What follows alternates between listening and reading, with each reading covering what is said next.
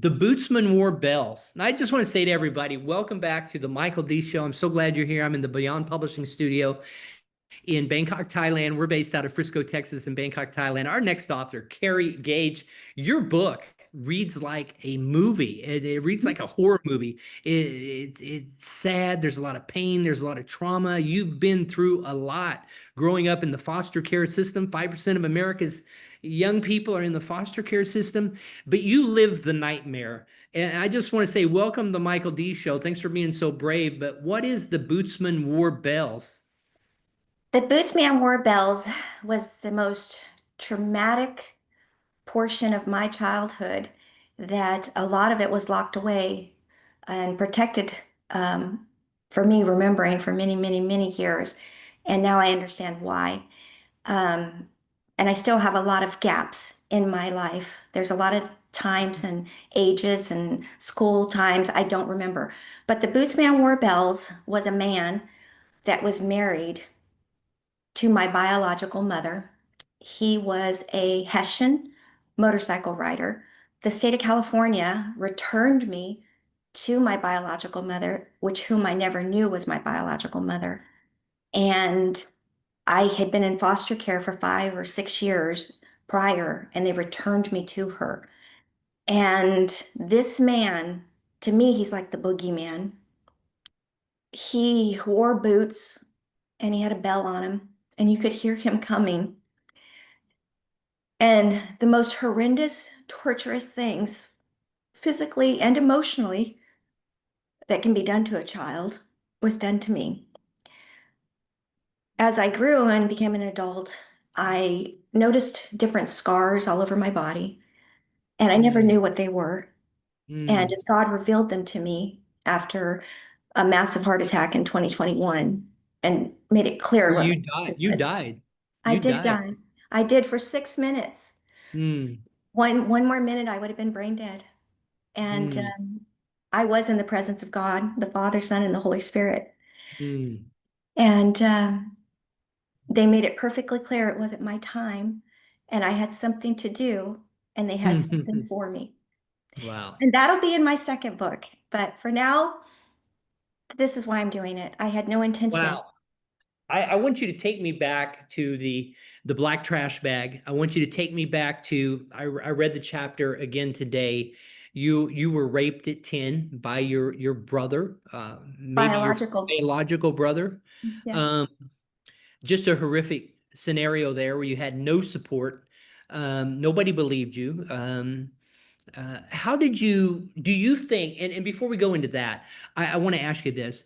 Do you think you have these coping mechanisms as a child? Because you said in your teen years and in your 20s, you were mad at God, you were angry. Now you're a person of faith, and I want to hear that evolution. But how do you cope when there's no food to eat, when there's nobody to talk to? It's just hard, I think, for most people to wrap their head around because you're thinking of suburban America where you can crash on somebody's couch or go grab some food out of their trash can or out of their refrigerator, but yours was a different situation. Well, it was different because I tried all those things. I would knock on neighbors' doors and I would beg for food and I'd tell them my Mm, story. I would tell anybody that I could my story. I was hungry. I would mm, steal food. I would hoard food. I would eat strange things outside. I would do mhm, I would do anything I could to survive. And I think the reason is I had to. There's no other explanation. I had to do what I needed to do to survive. mhm. I had to. And During the time of running across the country, the bootsman, effectively your stepfather, running from the law, you saw a man get murdered. I did. Just terrible situations. But then, tell me about the Whitmores. Oh gosh, the Whitmores. Oh, that was the best home I was ever in. Um, it's the first time I felt loved, safe. I experienced things that I never knew existed. I'd never been to a restaurant with linens, let alone um, ordering in a restaurant. I'd never. So many things that they taught me. They You taught had me. your own bathroom for the I first had time. my own bathroom. I had my own bedroom. They bought me You got to go to a furniture. furniture store and pick out your furniture. I did. And at that Wow. time, I was 12, almost 13 years old. And Wow. so, man, and I picked out this furniture set with it that was so much younger than I. It was the typical white gold princess bedroom set. And Mm, I just felt like I was a princess. But the strange yeah. thing is I didn't sleep in it for the first several months. I would hide in the attached attic, and that's where I would sleep. Mm, wow. But I Kind don't of think I like don't think they the ever knew. But yeah, yeah. Wow. You were more comfortable sleeping in an attic because you felt yes, like you were on the run. yes, yeah, Wow. they were amazing. They were amazing, and Did they understand that you were going through? Do foster parents get absolutely, some resources and help? And yeah, do they they were know the amazing. degree to which you had been surviving and abused? Yes, they knew as much as I knew, as much as I could remember. I'm Mm, pretty sure the social workers, they don't share much. I yeah. don't, I think that they're just so desperate to get kids into homes, and um, Hmm. their job is difficult in itself. But they knew because I was under protective watch. When they got me, I wasn't even allowed to go to school in the same city that we lived in. I had to drive an hour and a half away to go to school for an entire year while they sorted out the legalities, and we moved. We had to To move. protect you, to protect you. Yes. Wow. Yes.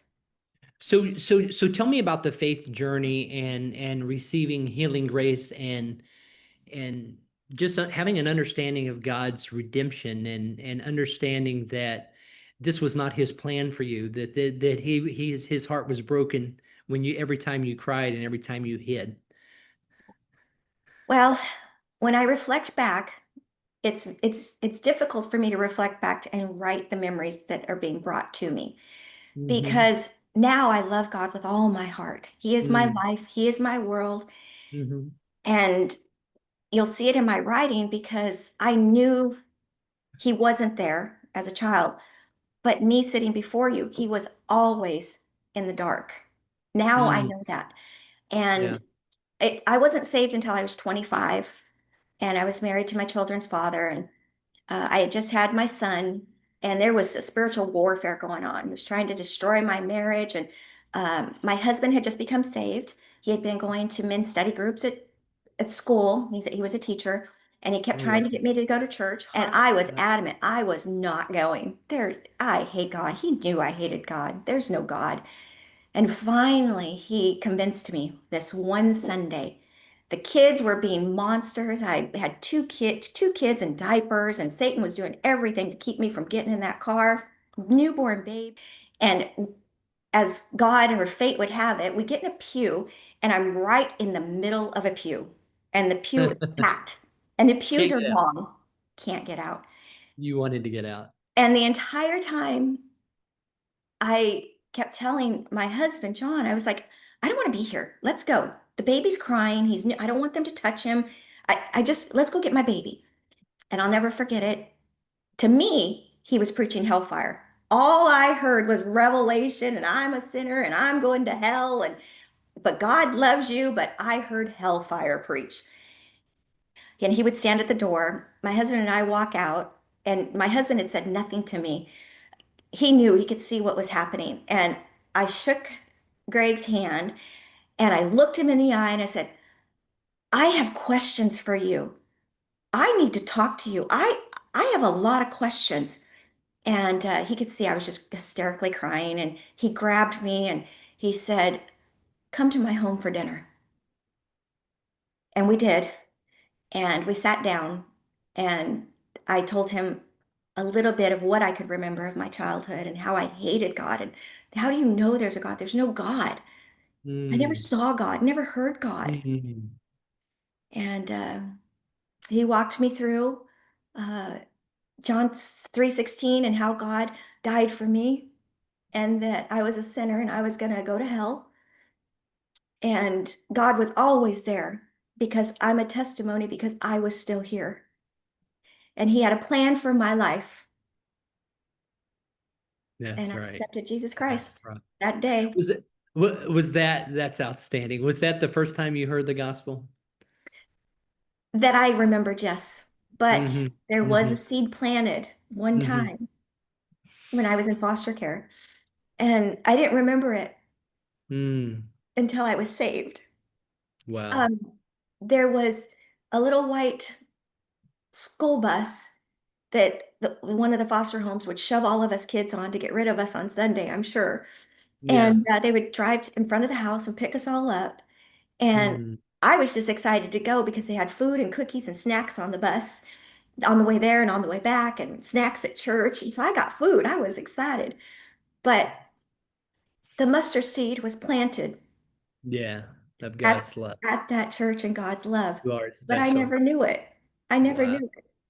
Nobody ever told you that God made you, God love you, God has a plan for your life. No, But you learned that at 25. I Now, did. you told me something interesting. You took a DNA test for your daughter, and I that's when did. the memories started coming back. Tell me about that. Well, my daughter in 2017 was getting ready to have a baby, Savannah, my first granddaughter. And her father also was adopted. He came from a very prominent family. And he did a DNA test because he was having health issues about 3 or 4 years prior to me. So they had no medical history. And at the time I did it, I was having a little blood pressure problems. And I was young. I was 50 at the time. And my cardiologist that I had to see because it was so high said, "There's something going on here. There's something more genetic, you know." And with my daughter asking me to do it, and I didn't want to do it. I resisted and said no. I didn't want to open up that Pandora box. I wasn't sure what it all entailed, but I did it.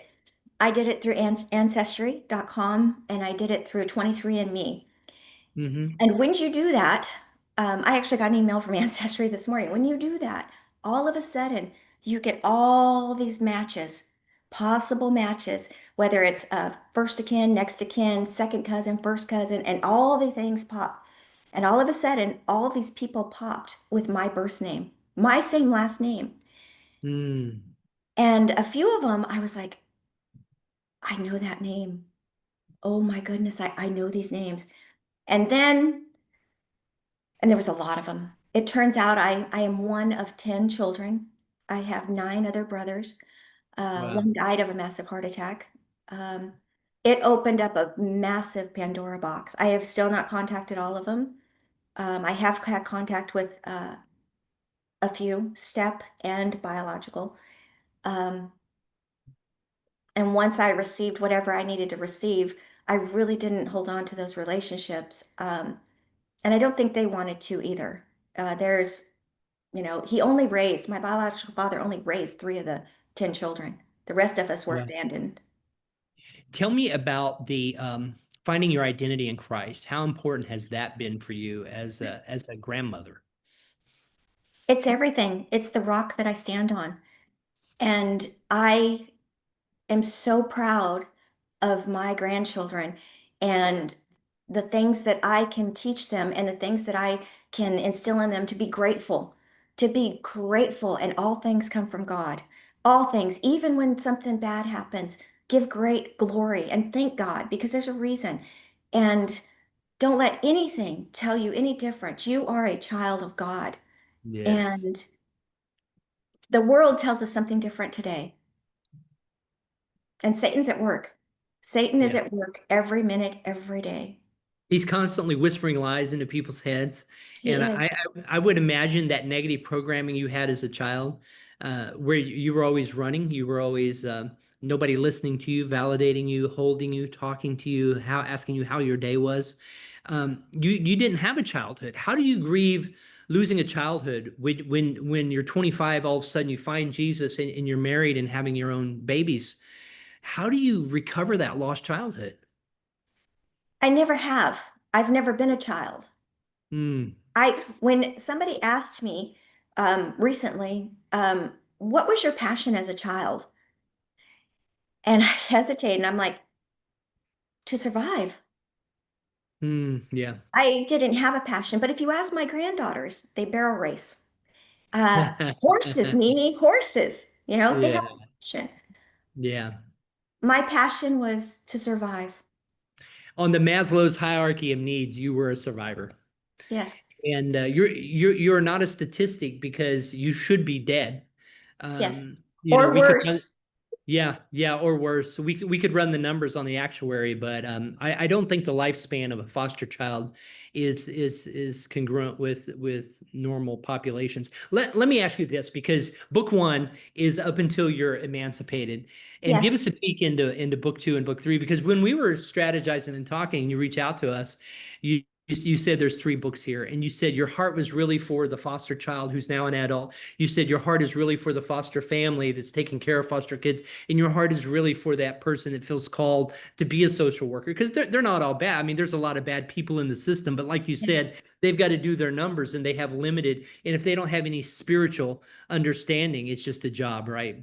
yes. Um, but your books are really making an impact, and no doubt, I know somebody's working on an endorsement from a very powerful. It would be a celebrity endorsement, one of the biggest in the Yes. world. So hopefully, we can name drop that soon. But tell us about the other two books coming. Well, the other two books um, goes from when I was 15 and a half years old. So the first book ends with me being emancipated. Um, and from there, it goes into how did a 15 and a half year old that was just magically, by the grace of God at that moment, become an adult. And I wasn't left in the system to age out. Um, talk about survival. There is no way I was prepared for So the do you go to the world. grocery store when you're 15 and a half and you've got your little food stamps card there and you're doing I your didn't own? have food stamps. I had What do no they do? support. I had no You're not support. you're not getting welfare from the state of No, California? they cut me off.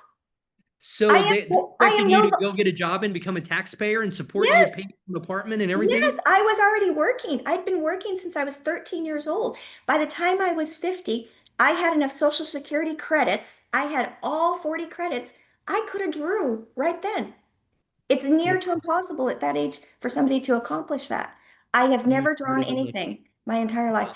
Emancipated, You you had do. no childhood. You had no teen years. You didn't go play softball with your girlfriends. You didn't go on cheerleading trips and lake trips and those kind of things. It was No, survival. I didn't get a yearbook. I didn't get a class ring. I didn't get to graduate No with cap and prom. gown, but I did graduate. Mm, No, none of those things. mm, So, mm. yes, I worked. I went to high school. I went to community college. By the time I was 16, I had a certified nursing assistant license. I was working in a convalescent home.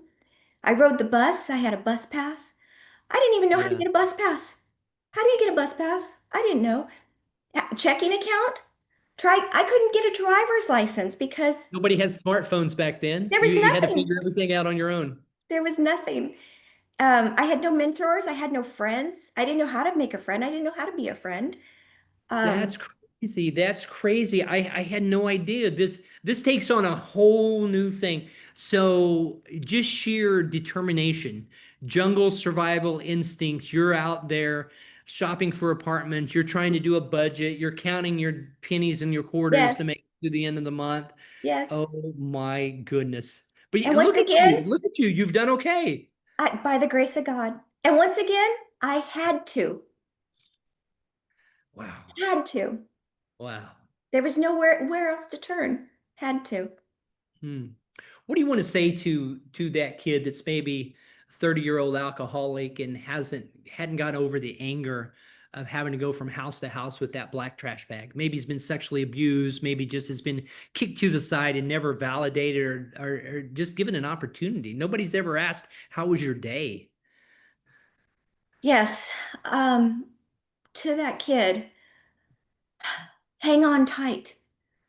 God is there. God hears you. He created you. He loves you. And what you have seen, what you have experienced, is not his plan for you. Hmm. Seek God first, and all things shall come. Pray, Hmm. and he will give it to you. He will overcome that mountain. I promise you. Find a church. Go into a church. Ask Yeah. somebody. Tell somebody. Yes.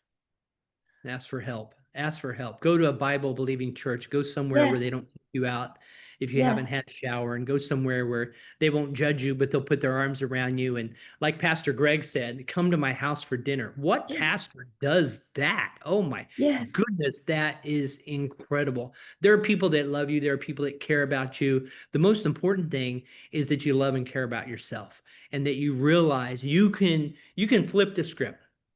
You were put as an A-list actor in the movie of your life, and if you don't like this reality show you're in, you can flip the script. And that's what you did, Carrie. You flipped the script. You said, I'm going to get emancipated. You could have stayed in the system, but you said, I'm going to do it on my own. You Yes. had you had been self-parenting for a long time, and you just decided to make it official. So, well, congratulations. Your book, the Bootsman Wore Bells, is available everywhere books are sold, not only on Amazon, but Walmart.com, Target.com, Barnes and Noble, Books a Million. And I tell you, the reviews, the feedback has been incredible. This is the type of book that becomes a movie. This is the type of book that inspires millions. And there's somebody in your life, you can change their life. And look around, find people that are struggling, find a young person that's having trouble connecting with their future, and lend a helping hand, ask questions. And if you're in that situation, ask for help, like Carrie said. So the book's available everywhere books are sold. Carrie is available for speaking, podcasts, media interviews, and stages. And I can just see, Carrie, a lot of women. You're going to be helping a lot of women. You are helping a lot of women.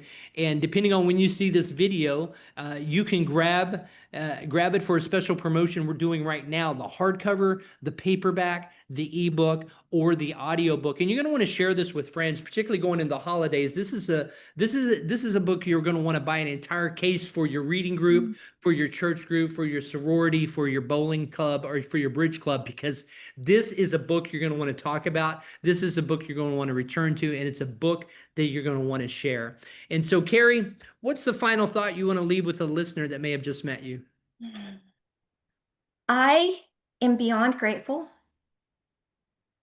for God, my Father. I am beyond grateful that He has always been with me.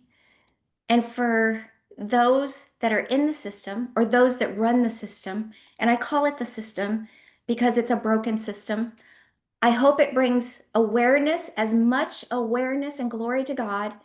And I hope that people will start looking and being more aware about foster children, because nobody talks about them. They're lost. They have no voice. Nobody even knows about them. Where are they? What happens to them? What's going on Yeah. with them? Yeah. And I pray that it will give as much awareness as we have for rescuing animals and dogs. We know more about that than we do our own lost children in this country.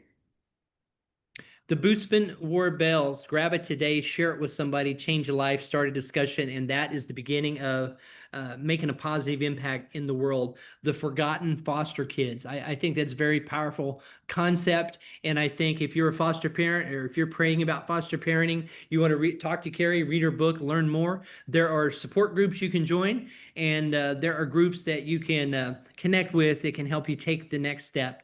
And so, Carrie, thanks for being with us on the Michael D. Show, where we interview amazing authors from around the world. We're right here in Bangkok, and we've invited you and Robert to come speak at the Bangkok Book Show in April. 1.5 million people coming here to Bangkok to learn more about you and learn more about your book and your platform and your movement, because really that's what this is. You're creating a movement with this book. So congratulations. Thank It's a you. great book. It's a great read, and everybody should grab it now for the holidays, and then stock up going into the new year, and share it with people that you know need an encouraging word. Thanks, Carrie, for being on the Michael D. Show. Michael, thank you for all that you've done and all that you're going to do.